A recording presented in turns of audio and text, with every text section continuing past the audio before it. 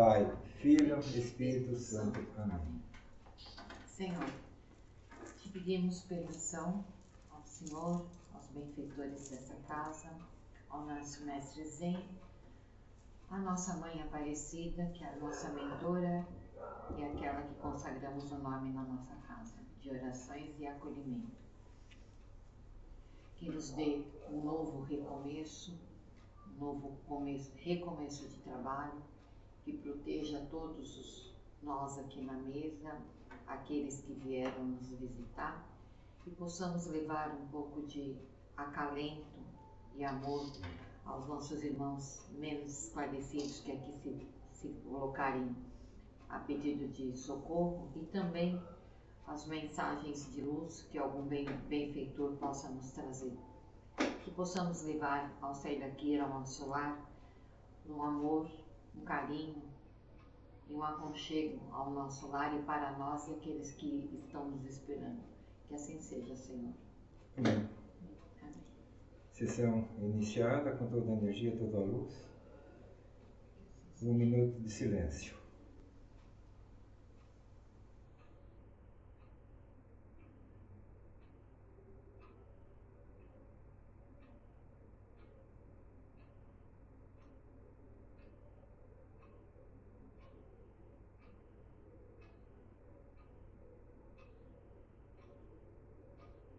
Pai, dai-nos a sabedoria para nós conduzir essa sessão e poder ajudar esses irmãos perdidos. Hoje nós vamos falar, né, como o doutrinador, né, a doutrina um morto, um desencarnado. Na verdade, até essa palestra eu fiz em 2017 sobre esse assunto, e hoje a gente tem uma visão bem já um pouco mais diferente. Isso é que um pouco Allan Kardec, né, como espíritas, mas nós somos espiritualistas e a nossa visão já é totalmente um pouco diferente, porque nós viemos trabalhando já há muito tempo com isso. Allan Kardec dizia, como um grande pesquisador, cientista, que nós devíamos sempre acolher os mortos, mas com bondade e delicadeza. Mas nós sabemos que nem sempre é assim. Tem alguns que precisam com firmeza. Hoje nós percebemos, às vezes, nós temos que ditar as regras para eles. É isso e isso. Eu quero te ajudar. Se não quiser ser ajudado, então vai repousar numa gaiolinha, vai lá, amarradinho, vai lá refletir no cantinho. É isso que nós fizemos. Expulsar, não podemos expulsar, porque estão perdidos e confusos. Então, o assunto hoje seria sobre isso. Pode começar, Silvia. Essa é a segunda. Como doutrinar nossos irmãos desencarnados ou mortos? Como começar um diálogo com o espírito comunicante? Seja bem-vindo. Estamos dispostos a ouvi-lo, no propósito sincero de ajudar, colaborar, enfim, contribuir para a paz e alegria de todos os filhos de Deus. Em seguida, aguardar em clima real, confiança e de vibrações positivas, as reações do visitante. Para então se situar em que linha de argumentação conduzi-la à conversa daí em diante. Isso é claro, quando trata-se de entidades que se disponham ao diálogo, colocando suas pretensões ou descrevendo suas condições de sofrimento e dor. Como deve ser a argumentação do doutrinador? Deve utilizar uma argumentação lógica, não deve criticar, nem censurar, nem julgar, nem usar de fraqueza excessiva. A medida justa para isto é o doutrinador colocar-se na posição de comunicante, vivendo o seu drama e como seria o seu sofrimento. O doutrinador, nesse caso ali, o que acontece? É um trabalho que nós fizemos dia a dia, para nós é bem claro e tranquilo. Seja bem-vindo, como está ali, né? De onde você veio? Como você chegou aqui, até aqui? Quem lhe trouxe? Só dessa maneira, seja bem-vindo, a gente começa a mostrar que nós temos empatia e já começamos a quebrar o gelo, jogando um balde de água em cima, porque ele vê que nós não estamos chegando com julgamento ou ríspido. Estamos acolhendo, seja bem-vindo. Ah, mas é um trevoso, como eu gosto de falar, é um morto que se acha um líder, se acha um potencial elevado. É deixar bem claro, parei. Tu sabe quem é tu? Se tu fosse coisa boa, não estava na escuridão, estava na luz. Já nós tratamos um pouco mais diferente já. Nós mostramos que nós estamos acolhendo, né? Mas ao mesmo tempo nós temos regras, normas, e aqui não se brinca.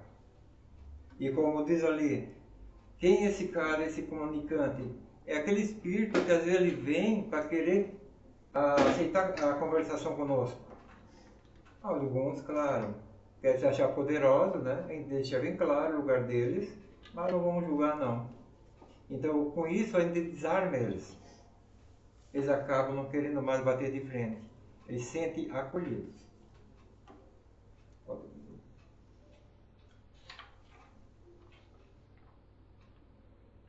o doutrinador é visado pelos espíritos inferiores? Não somente ele, como os demais ingredientes da equipe mediúnica. Os desencarnados que estão sendo atendidos, a maioria nos acompanham para verificar o nosso comportamento e se há veracidade em tudo o que falamos e aconselhamos.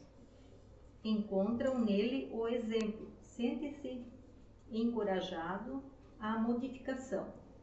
Não raro também lhe cobram os ensinos não praticados e se dão por contentes quando conseguem vê-lo em contradição, fazendo exatamente o contrário de tudo aquilo que a sua condição de doutrinador ou de médium exige. Por isso que Jesus advertiu os apóstolos que encontrou dormindo ao voltar da oração, dizendo-lhes: vigiai e orai, para não cairdes em tentação. Então ali vocês acham que o morto vem aqui, assim, às vezes tranquilo, às vezes ele vem para querer bagunçar mesmo. Eles tentam achar algum defeito nosso. Por isso, quando o dirigente da sessão sobrenatural da mesa branca, ele tem que estar um pouco preparado, um pouco elevado, né? Porque o morto da escuridão, o espírito, o trevoso, ele vai tentar achar defeito nosso e vai querer apontar, né? Então, quando ele tenta querer apontar algo nosso, para aí, eu estou tentando melhorar, eu estou buscando, estou aqui trabalhando para ajudar vocês. E você, o que está fazendo para melhorar, para sair da escuridão? Nós temos argumento para quebrar, porque eles são que nem investigadores, para ver o que nós falamos e se nós não cumprimos e falhamos. Não é eu ser tipo um religioso e falar para o povo, não deve fazer isso, deve pagar o dízimo certinho, senão 10 capetas te tira, e lá fora bagunça. O trevoso, o morto que está na escuridão, ele tenta achar falha em nós. Por isso que nós devemos nos preparar. E sempre ter o argumento, quando ele vem com algo diferente, ter o argumento para poder responder e colocar ele no lugar dele. O doutrinador deve doutrinar de olhos fechados? Não. O doutrinador deve estar em permanente estado de vigilância, não só quando os seus próprios sentimentos e pensamentos, mas também quanto às suas suposições e intuições, quanto a quem contém nas entrelinhas do que diz ou manifestante sobre tudo quanto a quem acontece à sua volta e com os demais componentes do grupo. Deve, portanto, estar olhando para dentro e para fora, para enxergar também a sua própria conduta, não apenas durante o trabalho, mas no seu proceder diário. É sugestiva a resposta de Bartimeu, o cego de Jericó, quando Jesus lhe perguntou: "O que queres que eu te faça?" Ele respondeu: "Que eu veja." Atento a tudo, para comandar com segurança a sessão, deve ser uma das principais preocupações do doutrinador. Por que diz ali não ficar de olhos fechados? Quer dizer que nós devemos entrar em vigília, como Cristo falou aos apóstolos, né? Sempre ficar em vigília. Então, nesse caso, quando nós estamos atendendo, é 360 graus os olhos. Ter olhos atrás e na frente. Não dá bobeira. Eles são perigosos? Não. São os coitadinhos. Só que eles vêm tentar querer fazer maldade, que são astutos e tem o tempo todo para pensar o que eles vão fazer maldade no ser humano, para desequilibrar o ser humano, porque eles não têm poder para nada. Estão na escuridão. São coitadinhos, sim. Só que nós devemos respeitá-los. Nós não sabemos amanhã, capaz de nós voltar para casa e às vezes até ficar ofendido por alguma coisa e não aceitar a luz. Quando vem os anjos ou alguma santa alma nos acolher. Às vezes a gente pode estar raivoso naquele momento, porque aconteceu um acidente, algo assim, não devia voltar para casa agora, de ficar mais tempo, e a gente fica perdido. Então, por isso, devemos sempre acolher com afetividade, com respeito, mas sim com disciplina.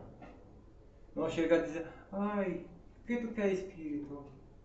Tu quer isso? Tu quer assado?" Isso não funciona. Como é feito hoje os pais com os filhos, né? Filho, quer comer isso? Não, quer comer outro. Tem que ser firmeza e dureza. Claro que naquela época, quando o pesquisador, o cientista Allan Kardec, ele pesquisou, sempre deixou bem claro: vamos tratar com bondade e respeito. Mas nós sabemos, temos que trabalhar com respeito e firmeza. Já mudamos um pouco. Respeito e firmeza. Porque na verdade eles não têm condição nenhuma de exigir nada. Porque estão perdidos, confusos. Vocês ficam às vezes observando e chegam no final, quando você dá o perdão à luz, eles agradecem. Porque nós tiramos eles da escuridão. Dessa maneira. Mas tem que ter pulso firme e respeito. Qual então a imagem que o doutrinador deve ter do obsessor? Ele deve levar em consideração que os espíritos são seres humanos, com a única diferença que não possuem mais o corpo físico como nós encarnados, mas atravessaram o portal do túmulo com os mesmos vícios ou virtudes que cultivaram quando estavam na Terra encarnado. Por isso, ao tratar com o obsessor desencarnado, deve o esclarecedor utilizar uma psicologia que está tratando com pessoas problemáticas que alimentam sentimentos conflitantes, fortes cargas de emoções desajustadas, tipo essa mesma clientela que enche os consultórios médicos e busca alternativas nas religiões, também lotando centros espíritas à procura de alívio e cura para os seus males. Tem ainda, em idênticas situações, a enorme massa dos que se isolam e se fecham a qualquer possibilidade de mudança. Não existe uma regra mágica ou uma norma rígida para se tratar com esses espíritos, além da linguagem amorosa, mas o bom senso está a indicar que para cada caso deve haver um tipo de diálogo capaz de produzir os resultados desejados. Quero vingança, vingança, não descansarei até o fim. Esta mulher infame me pagará, ou então gritos assim: assassina, assassina. O doutrinador deve ser esse irmão amoroso, bondoso e diligente que procura identificar os espíritos enfermos nos ecos que partem do seu mais profundo íntimo. Claro, eu não posso tratar todos iguais. Não posso tratar a mesma coisa, tratar um mudo e um cego, que tratar igual. Cada caso é um caso, como nós já aprendemos aqui. Cada um a gente deve abordá-lo da maneira, da dor que ele sente, que você vê a revolta dele. E chegar, você quer melhorar, você tem que aceitar o perdão e tem que perdoar quem te fez mal. Se você quiser sossego. Então deixar bem claro, mostrar essa verdade. Mostrar para ele sair da dor, da malevolência, também tem que perdoar, se restaurar. Isso que tem que acontecer. Como agir o doutrinador quando seu próprio obsessor se manifesta? Neste caso, a tarefa assume implicações de natureza muito pessoal, para as quais o doutrinador tem que estar preparado. Consideramos sensata a sua orientação, no sentido de que o doutrinador perseguido trate o seu obsessor com serenidade, equilíbrio e humanidade. Deve procurar sensibilizá-lo de que, como encarnado, não tem a noção exata dos males que eventualmente tenha causado. Mesmo assim, espera que ele possa perdoá-lo, reconhecendo o esforço que agora empenhasse para se melhorar, a luta que trava contra suas imperfeições para não mais reincidir nos erros do passado. Embora limitado ainda por inúmeros vícios, alimenta, porém, o silêncio, o sincero propósito de amar os que odiou e de trabalhar pelo progresso das vítimas da sua infiel ignorância. Deve mostrar a importância do perdão e do arrependimento. E, por exemplo, provar que é verdadeiro tudo o que o doutrinador diz ao seu comunicante. Tudo isso com muita e sob qualquer hipótese ou exibição de virtudes que não possui. Por aí poderá conseguir sensibilizar o antigo desafeto, a favor do qual tem o dever de orar e fazer tudo para ajudá-lo a libertar-se do ódio que ainda não conseguiu romper, considerando sempre a recomendação de Jesus no Evangelho de Mateus 5,44. Amai os vossos inimigos, fazei o bem a quem vos odeiam e orai pelos que vos perseguem e caluniam. Vocês vê, está lá na Bíblia, que nós devemos perdoar e amar quem nos ofende, quem nos faz mal. Imagine o doutrinador ter um obsessor e ele ainda não está bem preparado para ser um doutrinador.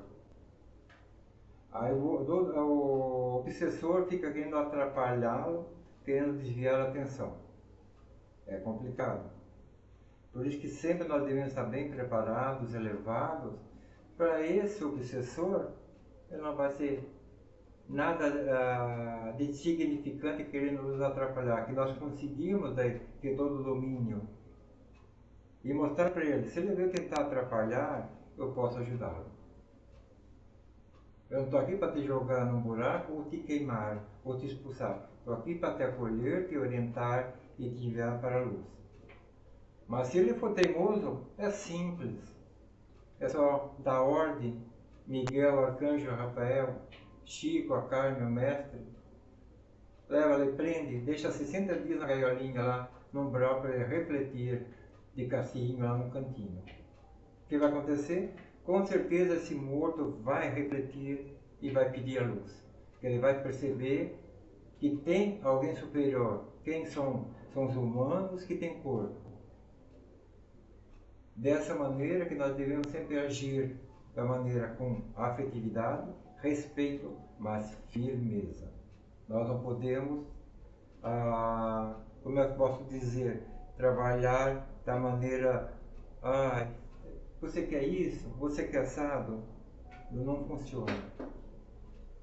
Como eu ouço às vezes alguns que comentam, não, mas para mandar o espírito para a luz, às vezes nós levamos 2 a 3 meses, que tem que convencer aos pouquinhos. Não. Qualquer um é. Não tem lógica, mas eles aprenderam assim dentro do sistema deles. Ah, não. Nós temos que ter firmeza assim, mais firmeza que nós temos, e convencê-los, mostrar a verdade. Como diz ali, nós temos que estar preparados para mostrar a verdade e convencê-los. Quando você consegue, tem argumento, consegue convencê-los, é que nem jogar um balde de água fria em cima. Eles aceitam, porque sabem que nós estamos aqui, o corpo, nós sabemos da verdade, nós podemos ajudá-los. Então, no final, eles acabam aceitando a ajuda. Então, hoje o assunto sobre isso ali é bem como nós trabalhamos aqui na sessão sobrenatural, né, com a mesa branca. Nós trabalhamos dessa maneira há muito tempo, mas com firmeza. Nós não podemos trabalhar com emoção, mas sim com a razão. Com a emoção não se consegue nada. Ah, mas você quer dizer que tem de ter um coração de pedra, de ferro? Não. Firmeza não quer dizer que você é ruim. Apesar que lá no outro lado, por alguns eu sou conhecido como ruim, mal. Claro, eles querem vir fazer o mal, a gente repreende. Essa que é a verdade. Já veio alguns já me falaram, mas tu é ruim, tu é mal. Não, tu quer que eu estenda um tapete vermelho para ti? Tu vem querer fazer maldade? Claro que eu vou trabalhar com firmeza. Então ali nós temos todo o conhecimento, a lógica, a verdade. Nós podemos quebrar qualquer paradigma nesse assunto, porque nós trabalhamos com a mesa branca, trabalhamos com o morto. Claro que o morto é a mesma coisa, como diz ali, dessa palestra, ele é que nem o vivo, só não tem corpo. Ele só não tem corpo. Mas ele tem todos os vícios ainda que ele tinha na Terra. Principalmente quando ele está na escuridão. Algum comentário? Vocês, alguma dúvida?